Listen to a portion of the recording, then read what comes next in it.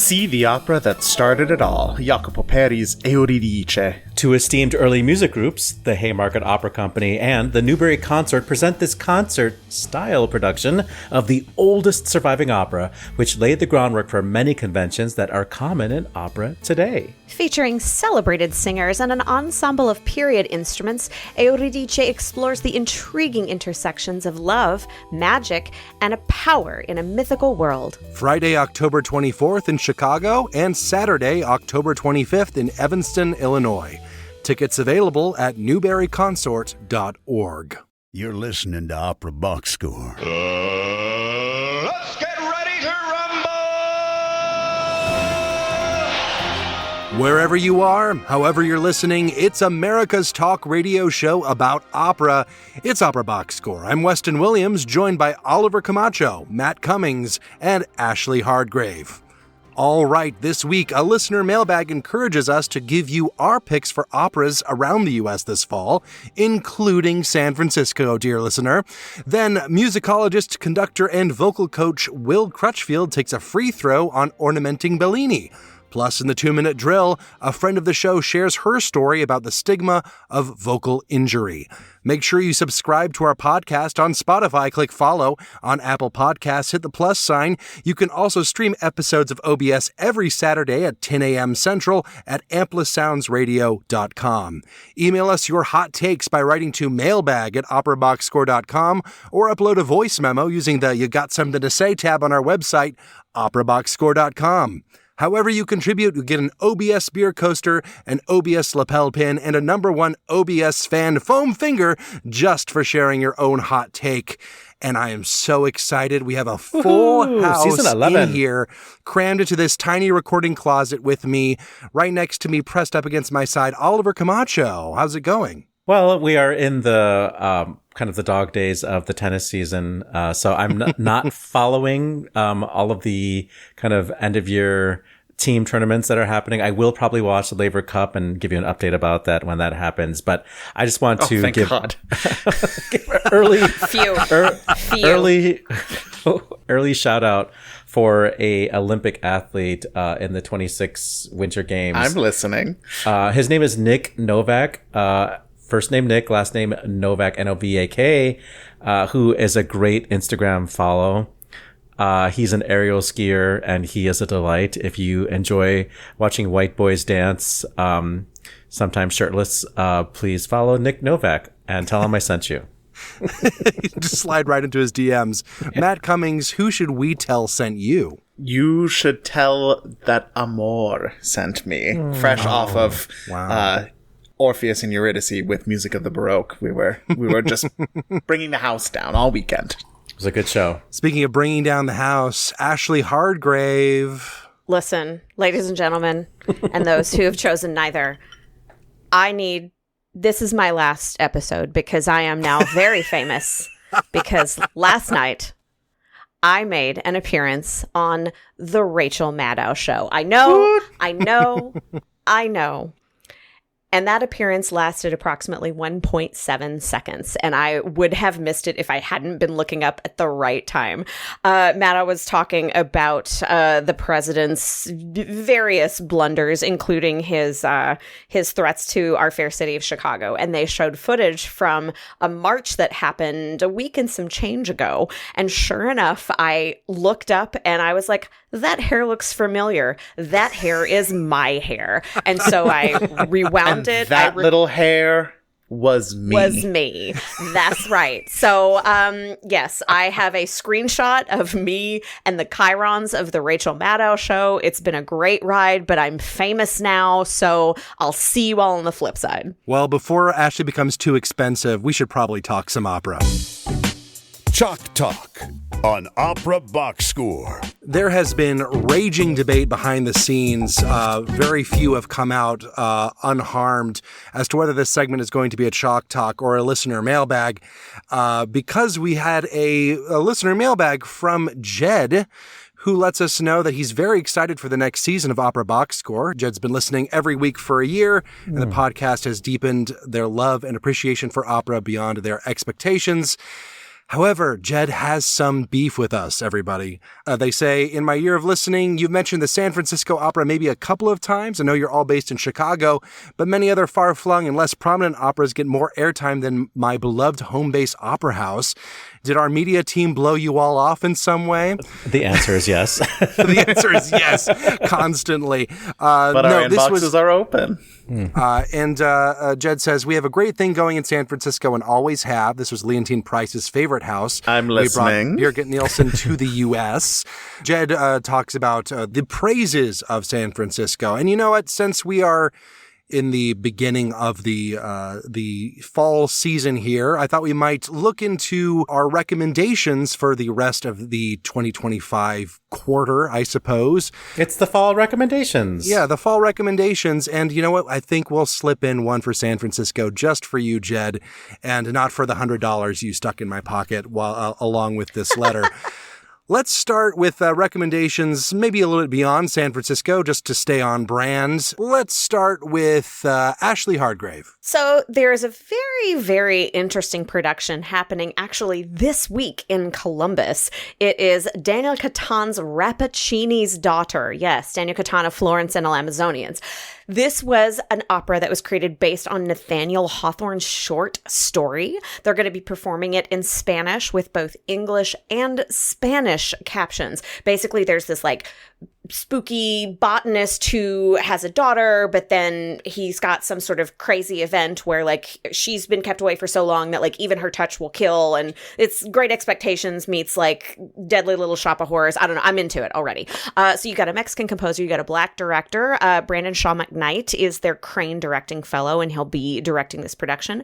Cecilia Violeta Lopez will be playing the daughter, and friend of the show in law, Dane Suarez, is going to star as the young lover. That starts on September the 19th, which is this Friday.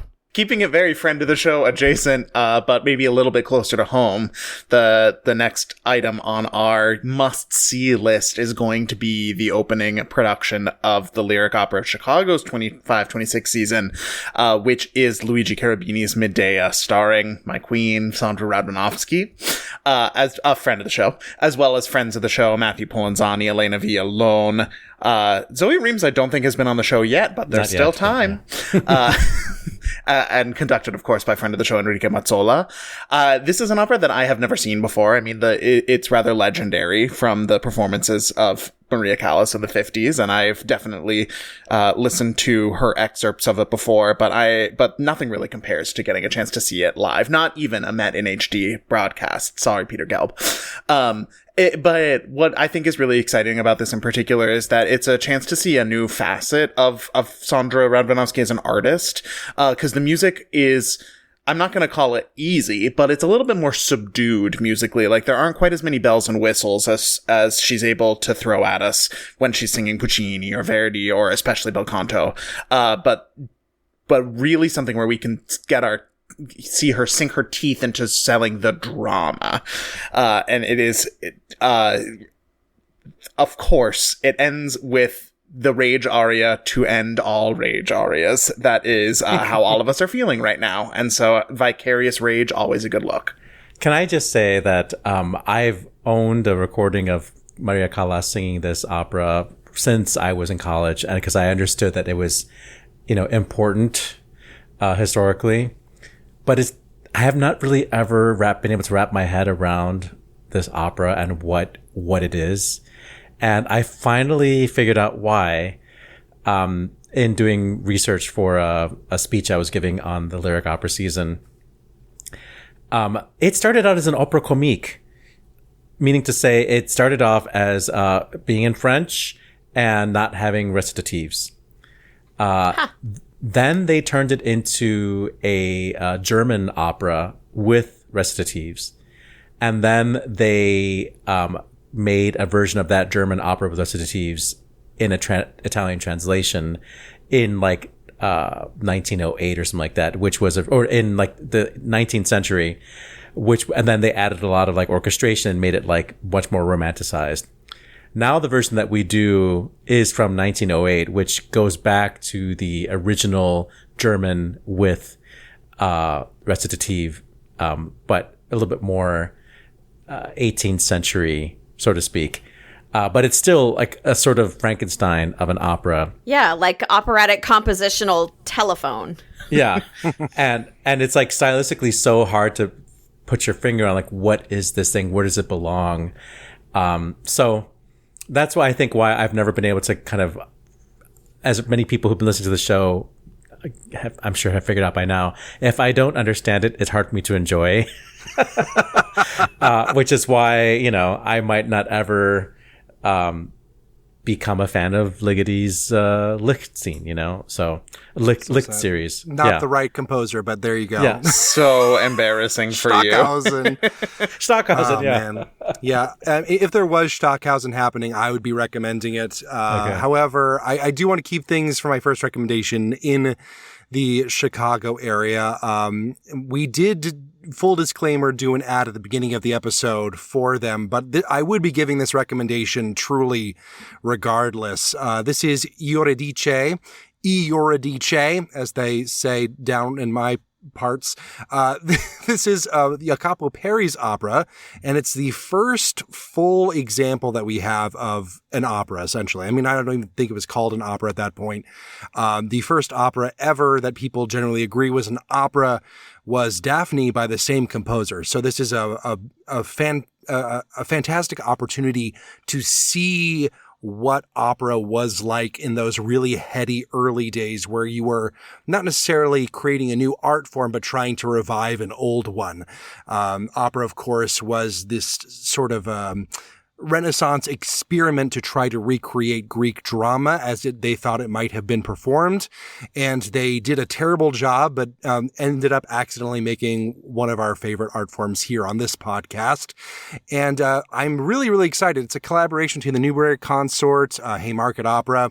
We'll see if I continue my streak of not quite being able to make a Haymarket Opera production, but I'm really going to try this time, I promise, because I really love Peri's music, and this is just a fascinating opportunity to see something from as far back as we are able to get it. Pretty good cast, too. We got Erica Schuler as Eurydice. We've got Scott J. Brunsheen. He's a tenor for Orfeo. Scott Brunsheen! We've got some other people in here. Jonathan Woody as Plutone. Daphne and the second nymph are Hannah DePriest. We've got lot. It's a solid cast all around, and it's going to be a really exciting time. And I suspect this one's going to sell out pretty quick. So you probably do want to get your tickets soon. This is for an opera from 1600, guys. You don't get to see that every day, and I'm truly excited about it. By the way, I think Erica Schuler is on season 1 of Opera Box Score. So, I think so too. Go back when the audio was so amazing. way back into the archives. Way back to 1600 when we started this show. And she sort of stole the show when she was on stage in Alcina last month at Rividion. Moving on to more local, because Jed, we are all in Chicago, so we don't care about anything else. LOL, give it a second. Weird but true, Chicago Opera Theater is going to be presenting Salieri's Falstaff, which I've never heard. I think they did a great job presenting the Paer Leonora, and this sort of feels like of the same ilk to do an opera that has a more famous counterpart by a more famous composer. But Salieri is pretty famous in his day. So, this is... to anyone who went to the movies in the 80s. Yes, this is an early 19th century, end of the century, end of the 18th century version of Falstaff, starring friend of the show Vanessa Becerra as Mistress Ford, friend of the show Andrew Morstein as Ford, and I'm sure future friend of the show Christian Purcell as Falstaff. There's other people in the cast, obviously. It's conducted by Christine Brandis, and the stage director is Robin Guarino. So a female, creative team. And, Chicago Opera Theater is a friend of the show, so we always want to support what they're doing. So go check out Falstaff by Salieri in December here in Chicago. Mozart would not approve of that recommendation, but here we are. Let's move a little bit farther out. Maybe give Jed a chance for something outside of Chicago. Maybe something from San Francisco. Who can say? Let's start with Matt. Any love for San Francisco, or are you going to do something else? No, swing and a miss for San Francisco, but we definitely made contact with an opera I just absolutely love ever since I saw it when I was studying abroad in Vienna like 15 years ago, and that is Richard Strauss's Arabella. I know. George, that one's for you. And Arabella, I feel like, is an opera that deserves a champion, because lots of people know like the hit tunes, but I think it's a really good time from beginning to end. It's a goofy little rom-com with a heart of gold.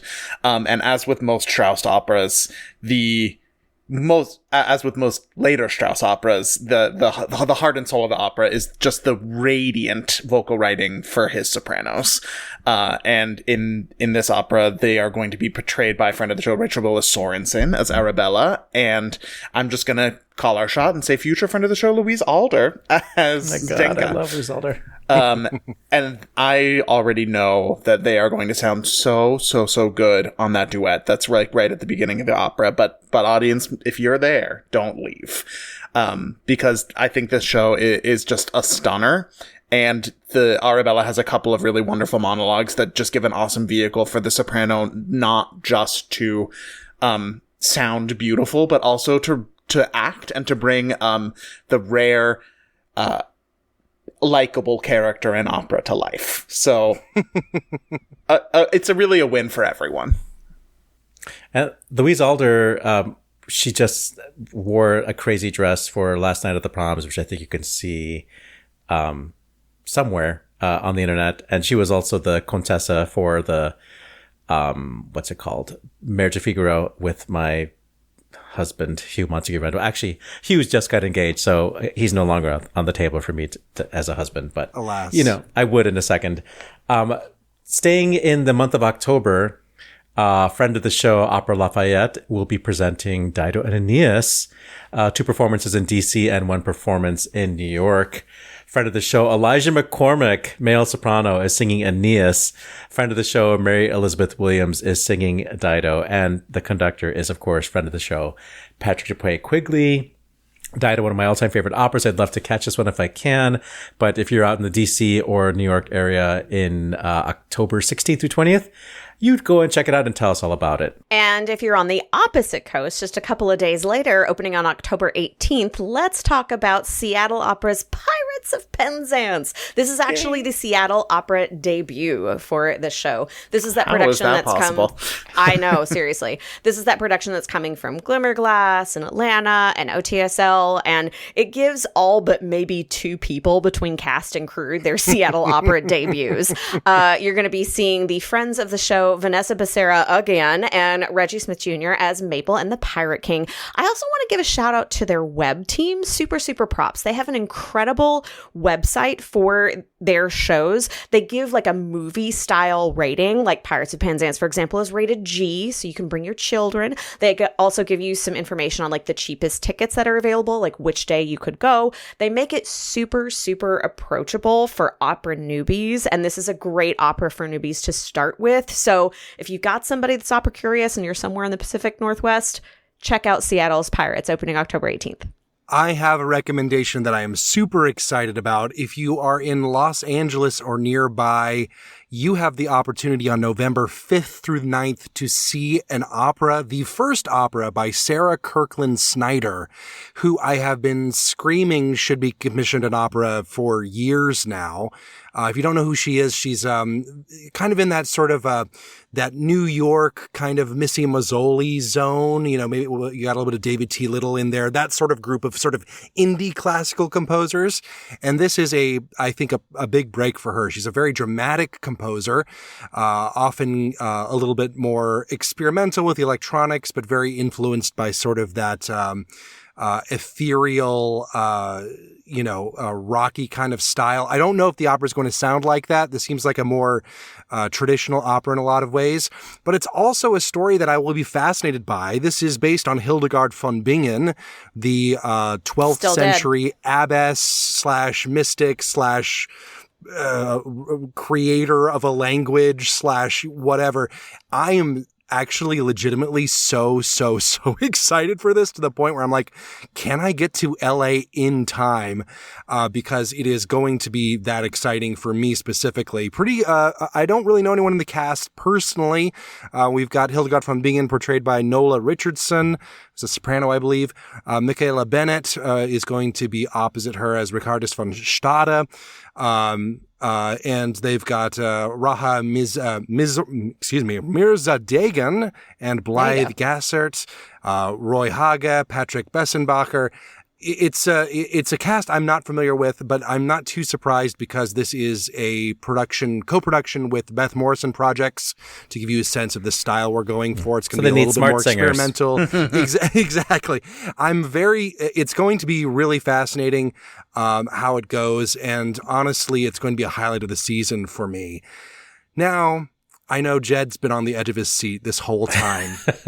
And we've all been through our recommendations, and Jed is saying, where is San Fran? Ashley, do you have anything for us? You know what, Jed, my darling, I absolutely do. My last recommendation, which is opening on November the 14th, is at San Francisco Opera. It is the Monkey King. This is the Wong Ro and David Henry Wong world premiere. This is going to be stacked. Now, listeners, you may remember that I have already given this production a shout out. Jed, maybe you weren't listening that week. And this is going to be absolutely bananas. This is the third in their the Wong Ro, David Henry Wong trilogy, American Soldier and Butterfly, and now Monkey King. This is going to have Diane Paulus directing, Basil Twist doing puppets, Carolyn Kwan is making her debut on the podium, and Chinese tenor Kong Wong is going to be starring as the title character. Unfortunately, I'm not going to be in San Francisco at that time, although I am going to be there October 15th. So San Francisco, if you've got some people that you want to talk to or talk to me, give me a call. But otherwise, yes, everybody go check out Monkey King and its world premiere at San Francisco, opening November 14th. Quick shout out before we go to a free throw. Friend of the show, Aaron Sheehan, is singing in the Boston Early Music Festival November Chamber Opera. They always do Chamber Opera weekend of Thanksgiving. This time it's Francesco Provenzale's Stelli Daura's Revenge. I know zero about it, but a personal friend of mine, Hannah Priest, who just sang Amore she's who sent me. Orfeo ed Euridice at Music of the Baroque, and who sang Dairo for me with Bella Voce. She is the lead in Stelli Daura's Revenge, and maybe she's Stelli Daura. And also in the cast is the young rising star tenor Richard Pittsinger. That's November 29th and 30th with the Boston Early Music Festival. So make sure you subscribe to all those opera companies to make sure you're getting the best of 2025. And make sure you subscribe to our podcast as well. On Spotify, click follow. Apple Podcasts, hit the plus sign. Force your best friend to listen to the show, even if they don't like opera. We'll take anyone at this point. Let's take a free throw. Free throw. A few weeks ago, I had a chance to talk to conductor, musicologist, and vocal coach Will Crutchfield for my other job. He did a very elaborate playlist episode of Listening to Singers on UC Bierling, because on November 6th, he will be the guest speaker alongside Henry Fogel for the UC Bierling Society's webinar called The Tenor Voice and the 20th Century. So we will talk about UC Bierling in just a hot second, but I started the conversation talking about the flurry of content coming out of Teatro Nuovo this summer for their production of La Sonambula. We will actually put a video on this webpage about the ornaments that Will Crutchfield dug up for that production of La Sonambula. Here's a little bit of Teresa Castillo singing some of those ornaments.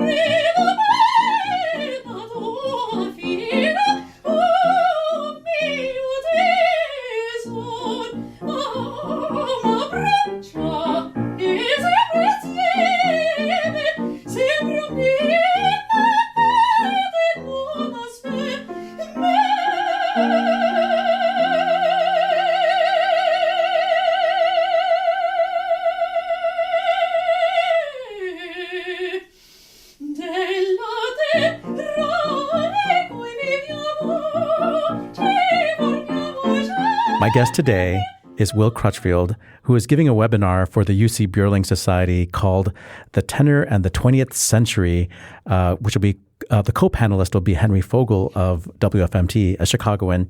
And that's on November 6th. So we could talk about UC Björling, but before we get to that, I just want to let you know, Will, that I'm a big fan of your work, and I've been reading your writing since I can remember. And just this past summer, I've been noticing some content come out of Teatro Nuovo. There's this singer's name, maybe Teresa Castillo, is that her name? Your soprano. Yeah, Teresa Castillo. Teresa Castillo, who has been singing crazy variations on Non Giunge and Sovral's. I think Sovral's, I'm not sure, but I just remember seeing these videos pop up of just the strangest sounding ornamentation for Bellini. And I suspect that you had something to do with that. Well, those ornaments, you can look them up on YouTube. They're by Bellini. Okay. So that not they are discovered rarity. The whole story is on a YouTube clip that you can, if you just search Teatro Nuovo Bellini Castillo. Okay, we'll share that with our audience. Okay. Yeah. So these have been in existence all this time, and people just have decided to present them to an audience this summer? They were hidden. They were published, and the story of how the guy who published them received them from Bellini in person is printed in this publication, but nobody knew about it because it's not on the title page. It's a piano arrangement of excerpts from La Sonnambula, and there must be 20,000 of them in existence in the libraries of the world. And because I'm writing a book about bel canto performance practice, I have undertaken the labor to look through as many of these as I possibly can. You look through 99 and find nothing of interest, but 1 in 100 you find something really amazing, and this was one. Well, this is fascinating, and I wonder if your book is going to have sort of a treatise on maybe a new approach to ornamentation in bel canto composers. What I'm trying to do is put out in the most compact form possible exactly what we can know and what we can't know about what was done at the time. That is to say, who wrote things down, what connection did they have to the music, when and where was it done, and what musically, how does it relate to the score being interpreted. And I think if I can explain that and put the evidence into between two covers, I can get to the people who would be interested in knowing about it, things that they would otherwise have to spend many decades visiting many libraries and studying many manuscripts to know. In the treatises written in the Baroque period, I think we can say that some of these things that are, pronouncements about how things should be done are a corrective of what was actually being done. So maybe they're not exactly reliable because they're trying to dissuade the performance practice at the time. Would you say? Yeah. Everything you read, you have to think, what portion of this is critique? What portion of this is reportage? What portion of it is aspirational? And what portion of it might just be wrong? So you have to build a kind of web of references from a lot of information. Otherwise, if you have only one person showing an interpretation of a piece, you don't know to what extent you can trust it. But if you have 12 different people and you can read about those people and what other people said about those people, and you have the 12 of them interpreting a piece, and then you have 12 similar pieces with its own array of people interpreting, then you can start to build a picture. Okay, what was the communal style of that moment? Teresa sings a lot of high notes in the content that's online, but somehow in the end of the first act aria, the Sovrai Sen, she doesn't sing E natural, E flat that we're used to hearing? Yeah, E flat. It's a sore spot with singers in general. People feel like they all need to sing the same high notes at the end of these bel canto arias, which was not done at the time. And we can tell exactly when it came in. It came in the 1920s and 30s when a few singers would do it. Singers with especially good high notes would go up at the end of an aria where other singers would not. But as it started to get immortalized on records and everybody could memorize their Galli-Curci record at home or their Caruso record at home, it became a point of honor that everybody had to come up with those high notes. It's quite ridiculous. The high sopranos didn't necessarily go all the way to E flat in those days, or much less E and F. Tenors did not have to sing high C. Baritones did not have to sing high A flat. Some did, if they could, if their voice went there and it was fun and sounded good, and they might exploit that. But the idea of it being obligatory is just really dangerous. It leads singers to orient their training towards somehow by hook or crook screaming out this or that high note, and it's just not necessary. I don't know how we cure that disease, but I'm going to try. Well, my access to you is running out of time. We recorded a long interview for my other job. In the last minute that I have with you, could you tell people about the tenor voice and the 20th century? Yes. Yeah. Let me just find where the date of that is. Okay. Oh, it's November 6th, and it's a webinar, so anybody could attend. This is something I'm looking forward to a lot because I've known Henry Fogel for many years, and there's almost no one in the mainstream music world who knows as much as he does about my favorite window on music, which is old historic recordings. And so we'll have a great time going back and forth about what has become of tenor singing in its various transformations through the 20th century. And U.C. Björling is the perfect occasion for that because he is sort of he's the equator. He's the, or you could call him the North Pole, I suppose. I don't know. He's the magnetic center of tenor singing in the 20th century.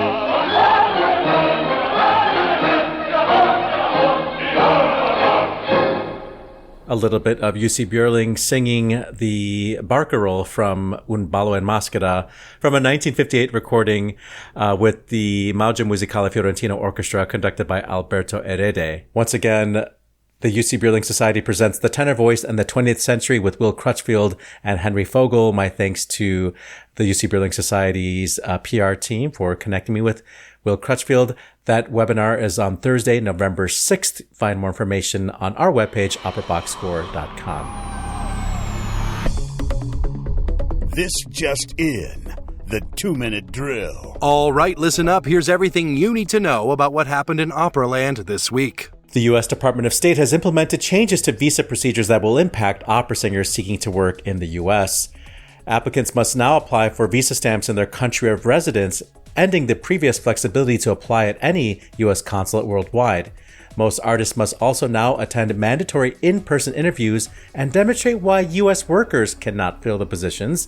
Processing times are expected to increase further, making a substantial shift in immigration procedures for the entertainment industry. The Kennedy Center has begun a $257 million renovation at the request of the president, perhaps for a ballroom? The renovation comes as the center faces significant financial challenges, with single ticket sales reportedly down roughly 50% from 2024. And revenue plummeting 82% for theater and 57% for dance productions. Current ticket sales remain troubling, with the Stuttgart Ballet's upcoming series selling only 4 to 19% of available seats based on early reservations. In an exclusive interview with the Boston Globe's AZ Madonna, a friend of the show, Lexi LoBianco, describes the vocal hemorrhage that forced her to withdraw from Santa Fe Opera's 22 production of Falstaff and cancel many engagements the following season. Now fully recovered, LoBianco is opening up about the taboo of sustaining a vocal injury and the contrast between how injured athletes are treated in pro sports, where she sees recoveries from injury celebrated and supported. Lexi says that in opera, quote, "If you have an injury, most people think you're just a bad singer." Lexi is preparing for her first major role in a staged opera since that injury, Verdi's Lady Macbeth, with Boston Lyric Opera next month. Spain's El País shared a profile of vocal coaches Lisa Panglin and Mariana Brilla, whose vocal rehabilitation sanctuary is situated in a historic palazzo in Osimo, Italy. The former sopranos developed a regimen emphasizing bel canto technique rather than the modern obsession with excessive power and volume over artistry. Nearly 50 opera singers have come to the palazzo over 3 decades. Might you have room for 2 tenors, a soprano, and a radio host, bell chorister scholar who really likes Schnittke? Royal Ballet and Opera is standing behind its decision to bring Anna Netrebko back to the company for their upcoming production of Tosca. We've historically presented the greatest singers of the moment, and that's what we will continue to do, said Oliver Mears, director of opera at the Royal Ballet and Opera, in an interview with the New York Times. The staging was slated to travel to the Israeli Opera in Tel Aviv next year, but that collaboration was canceled after more than 180 employees protested with an open letter. Ugh, wow, egg on my face. In major awards news, Jonas Kaufmann has been awarded the Goldenen Johann Strauss 2025 by the Johann Strauss Society in Vienna. The award honors outstanding contributions to preserving Johann Strauss's musical legacy. Kaufmann announced the news on social media, expressing his honor to join previous recipients, including Riccardo Muti, Otto Schenk, and Renate Holm. In trade news, Sir Richard Mantrell will retire as chair of the Grange Festival in 2026, and Glasshouse International Center for Music CEO Abigail Pogson will depart to lead Europe's largest arts complex, London's Barbican Centre. Crunching the numbers, Arena di Verona has reported strong financial results for its 2025 season, boasting 18 sold-out shows that would generate 35.6 million euros in revenue, 2 million more than the previous year, while attracting over 404,000 spectators from 130 countries across 52 performance evenings. Exit stage right German tenor Dominik Vortig has died at age 52 following an accident, according to his husband. Vortig performed at venues including La Scala, Semperoper Dresden, and Stuttgart Opera, while also serving as an ensemble member at Theater Hagen and Wuppertal Opera. Beyond his stage career spanning a wide repertoire of roles in recital work, Vortig was a respected voice teacher at the Leopold Mozart College of Music. Austrian operetta singer Harald Serafin has died at age 93. He studied in Berlin and performed at Zurich Opera House before his television role in Madame Bovary caught the attention of director Otto Schenk. Serafin was then cast as Eisenstein in Die Fledermaus, which launched his specialization in operetta that would see him perform the role of Danilo and Merry Widow 1,700 times worldwide before his retirement in 1989. Serafin led Austria's Meerbusch Lake Festival from 1992 to 2012, receiving honorary membership from the festival in 2015. And on this day, September 16th, first performances include Haydn's Le Pescatrici in 1770, François Boieldieu's The Caliph of Baghdad in 1800, Karl Maria von Weber's Silvana in 1810. Coincidentally, the title role was sung by his future wife, Caroline Brandt. In 1878, it was the first performance of Bedřich Smetana's The Secret. In 1880, Hervé's Le Voyage en Amérique. In 1912, Leoncavallo had a premiere of Yitzingari in London. In 1920, Enrico Caruso made his last recording for Victor Records. In 1959, it was the first performance of Nino Rota's children's opera Lo Scoiattolo in Gamba that premiered in Venice. And in 1966, it was the opening of the new Met with the first performance of Barber's Antony and Cleopatra starring Leontine Price. Where nothing went wrong. Couple of birthdays on this day, September 16th, including my baby brother Matthew. Happy birthday. 1685 brought us the birth of English librettist John Gay, who wrote The Beggar's Opera, which was my first opera in the city of Chicago. 1887 brought us the birth of composer and mentrix Nadia Boulanger in Paris. 1908 was the birth of Austrian-American soprano Erta Glatz in Vienna. And happy birthday on this day in 1976. Latvian mezzo-soprano megastar Elena Garanca. And that's your 2-minute drill.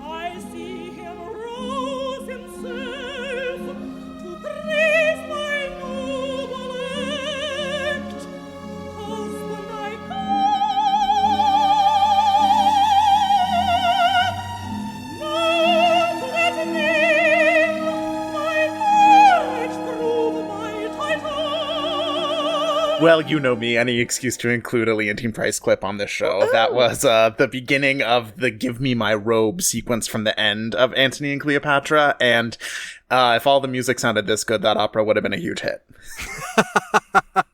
You know, every single time I try to pick out something for the outro of 2-minute drill, I just see the cursor be highlighting what I've written, deleting it, and putting in something by Leontine Price. But you know what? I'm not mad at it. What I am mad at is the visa stuff, which I feel might be a little over my pay grade to understand. But luckily, we have legal experts and, you know, all around extraordinaire. I don't know, Ashley Hardgrave to explain it to us. Again, I was on the Rachel Maddow show. I am famous now. No, as the chief legal correspondent, yeah. So there are these significant changes happening to the artist visa process. So for folks coming in from the outside the United States, all U.S. visas have letters attached to them. Students usually have Fs and Js. Artists tend to have O, which is the exceptional talent visa, and P has another name, but it's for like the tippity toppest of artists. Like if Lady Gaga were French, she would have a P visa, for example. Lady Gaga. Madame Gaga. Lady Gaga. Yes. Or El Gaga. I don't know. We'll figure that out later in post. So these changes, basically, they're really tightening down these restrictions, which I can tell you from personal experience, having helped somebody get an O visa, they were already really hard to get, but I digress. So basically, when you are presenting and making your case to the U.S. government for why you need this visa, you do have to provide an extensive set of performances and artist demonstrations and background and recommendation letters to prove that nobody, quote unquote, in the U.S. could do this job. Now they're extending that. They used to just do that for the O folks because O is kind of your entry visa, but now they're doing it with the Ps, the people that are like even further established. They're also saying that the process times are going to be a lot longer, and they're also adding an additional fee on an already wildly expensive visa process. But the real kicker is that now So with all of the visa application, you have to do an interview. And for a while in the COVID era, there was some flexibility on whether you could do it remotely or in person, what have you. But now, not only are they requiring all of these interviews to be done in person, they're now requiring applicants to do them in their country of origin or citizenship. It used to be that you could go anywhere in the world that had a U.S. consulate or U.S. embassy and conduct that visa interview there. Because again, if you're an opera singer and you're traveling internationally, you might not be in Belgium where your citizenship is. You might be in Peru, I don't know. And you would be able to go to the U.S. consulate in Peru to do this visa interview to get your O visa to get you into the States. But now you're going to have to take additional time and money to travel back to your country of origin, because that's the only place you're going to be able to have this interview. So they're already making a hard process harder at a time when we are all but begging people to please come back to the States and give us art. So great. Yeah, it reminds me a lot of the situation post-Brexit, where a lot of the EU free travel agreements sort of broke down, and there's been a lot of struggle over there with getting international artists to come over, even from just across the channel, really, to perform. And of course, it's already not worth it for a lot of European opera singers to come to the United States outside of a few major houses. So it's going to be, There's that one line in the article or in the announcement about, why couldn't an American do this particular thing? And maybe it comes down to, well, they don't have a trill, or Yeah. Where is our American Lisa Davidson? That's what I want to know. Yeah. It's true, I'm sure Bill, who's been working for the U.S. consulate since 1994, is really going to know the difference in the correct style of portmanteau. And Bill, I can't. It's too much. Yeah, I mean, this plus all the other stuff happening with immigration, it really adds insult to injury. And there's your transition to vocal injuries. I literally thought of that while we were reading the 2-minute drill and was sitting on it this whole time. I'm proud of you, bud. I'm so proud. That's why we have to hang a lantern on it now. So we're going to link. This is not ethical, but we'll do it since I don't think Boston Globe is listening right now. But there is a shareable version of this story, like a paywall removed version of the story that we're going to link to. But is it copyrighted? Girl, be careful. Boston Globe is a pay to read joint, but I was actually really impressed with this interview with Lexi. She's very honest about what happened to her, and she wants us to not be embarrassed about getting hurt as a singer. It's it doesn't mean that you're a bad singer, And it's true. It's I remember being in school, and if somebody, had a note or whatever, a polyp, it was oh, they sang badly, they had a bad technique, or their teacher ruined their voice, all these things. It's their fault. Yeah, exactly. It's it's a scarlet letter, Yeah, it's definitely, as someone who is also a singer and has also been through some vocal challenges and vocal injuries, there's really a lot of shame surrounding, it's why can't you just get it together? You were good at one point. Why aren't you good now? Why can't you just do it? And that's like asking a marathon runner with a broken ankle, why are your times so slow? Why can't you just go and do it? I like the comparison that she made to professional athletes. I was like, yes, ma'am. Yes, more of this. And it's especially an area where lack of knowledge about how common this is and what the experience has been like for other people due to the stigma, that lack of visibility into both the symptoms and also the treatment, it hurts all of us. That no one benefits from that kind of an environment. I want to finish up with the Lexi part of it. Saying that she is doing Lady Macbeth, which is not an easy sing. It's notoriously a voice wrecker. But she feels like her technique and her health are back, that she can tackle this. And so I'm going to finish this topic by reading what she says. This is such a cool role. She goes through the stratosphere all the way up from a high D flat back to the bottom of the voice. It's lots of chest voice, almost belting at times. There are gritty and growly moments, which I love doing, and then she has to be very light and delicate. What's more, it's the first time since the injury where I'm doing what is considered a leading female role in its complete context, in costume, back doing what I love to do. Instead of a scrimmage or a partial game, I'm playing the Super Bowl. Okay, good for her. Oh, right on brand. And for more information about what it takes for a successful portrayal of Lady Macbeth, check out my Hall of Fame on Shirley Verrett. Yes. I was going to say, maybe if you have a vocal injury, you can go to this palazzo in Italy and learn bel canto technique, which I'm sure is something Oliver would endorse. Yeah. My caftan is packed. I am ready. I am ready to sit on this palazzo and wear flowy fabrics and remember what it's like to sing soft. Ladies, I'm coming. I'll be there next week. I feel like it's kind of a long-standing bit that whenever people don't know what to tell you after auditions, they'll just say, oh, you should just go study in Italy. And if you were going to this palazzo, I think that might be really good advice, truly. Actually, might be right. Honestly, I mean, this is something that Florian Sampé said, I think, on our free throw when we had his interview from Santa Fe. There is something about being in a beautiful place and being surrounded by, just beautiful environment, nature, etc., that sort of just makes you hear music differently or experience art in a different way.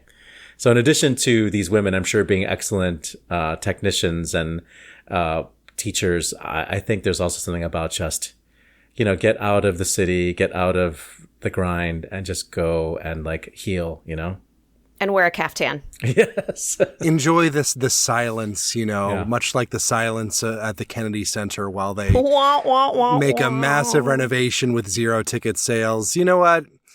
At this point, I'm like, it sure is nice to see the Republicans supporting the arts. You got to take what you can get. That's quite a take, Weston. But oh, God, what a mess. Let's wrap the show up. Good call, bad call on Opera Box Score. Good call, bad call. That's how we end things around here. Let's start with Oliver Camacho. Shout out to Heidi Stober, who sang the sort of thankless role of Eurydice in Gluck's Orpheus and Eurydice. As amazing as Arya Nussbaum-Cohen is, and always... And he was. Yeah. And I just, by the way, I also love watching people watch him sing for the first time if they've never heard him.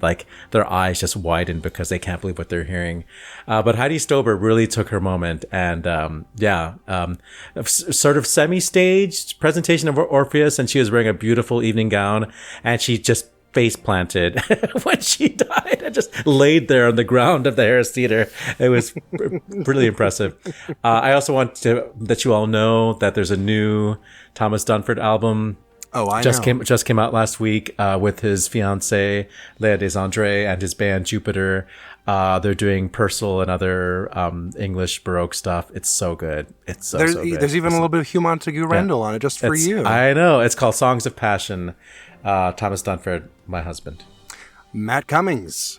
I'm going to continue my streak of mentioning Carrie Coon as many times as possible on this podcast, just to share with everyone that I, a decade later, have been making my way through The Leftovers, and I'm not going to spoil anything, but longtime watchers of Damon Lindelof shows know how he really likes to use musical idée fixe in his TV, and I just watched the episode last night where that idée fixe is Va Pensiero, so there is room for opera and pop culture from 10 years ago. I want everyone to know. Thank God. I was hoping and wondering. Ashley Hardgrave. There's a lot of things right now that might be making you feel a little bit powerless. I know I am. Would you like to not feel powerless? Well, have I got something for you? So there is this thing called the roadless rule. It's been on the books since 2001, and it protects 58 million acres of national forests from new roads and logging. And this administration, in addition to repainting the Kennedy Center bright white, is trying to repeal the roadless rule. And this is bad. Roads equal damage. We already are about, $8 billion behind on the miles of existing roads that we need to be repairing. So all of this is a bad idea. So this is currently something that is open for public comment. And this amazing engineer has created a website completely free, available to everyone. It's called GovTalk, govtalk.us, and he walks you through the steps that you need to make a public comment against the possibility of repealing the road rule with this administration. So the goal is to flood, and I mean flood, literally, these open forums with, no, we don't want you to repeal the road rule, protect our forests. You have through this episode will launch on the 18th, so there will be 1 day left. They're going to close the comments on September the 19th. So if you want to feel empowered in some way against this administration and protect forest, go to govtalk.us and make some public comment. Absolutely. Always fight back. That is it for this week's edition of America's Talk Radio Show about opera. Make sure you subscribe to the show wherever you get your podcasts. Get your voice heard and find links to stuff we've talked about at our website, operaboxscore.com. That's also where you can put your money where our mouths are. Give back to the OBS using the Support the Team tab. Your announcer is Norm Woodell. Your creative consultant is Oliver Camacho, and your audio editor is me. The executive producer of the OBS is George Cedarquist. For co-hosts Matt Cummings and Ashley Hargrave, with guest Will Crutchfield, I'm Weston Williams, asking you to continue the conversation about opera as you rehab your chords with Lisa and Brilla in Italy. Kaftan optional. We're back with an all-new show next week when Matthew Polizzani returns to go inside the huddle if all goes according to plan. Plus, you get more opera headlines, more hot takes, and more gritty and growly moments. Join us.